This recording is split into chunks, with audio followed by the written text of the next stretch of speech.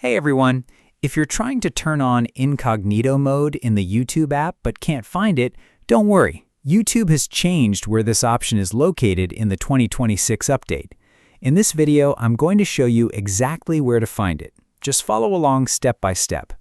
First, open the YouTube app on your phone. Once the app opens, tap the U tab in the bottom right corner of the screen to open your profile. Now, if you've used Incognito Mode before, you probably remember that the option used to appear near your channel name at the top of the page, but with the latest 2026 update, it's no longer there.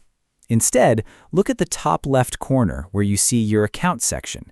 Tap the small drop-down arrow next to Accounts to open the Account menu. Once the menu appears, you'll see the Turn on Incognito option. Simply tap it, and Incognito Mode will be enabled right away. You'll now be browsing YouTube in incognito mode, which means your watch history and searches from this session won't be saved to your account. And that's all there is to it. The feature still works exactly the same. The only difference is that YouTube has moved it to a new location in the 2026 update. If this video helped you find the new Incognito Mode location, don't forget to like the video and subscribe for more quick and easy YouTube tutorials.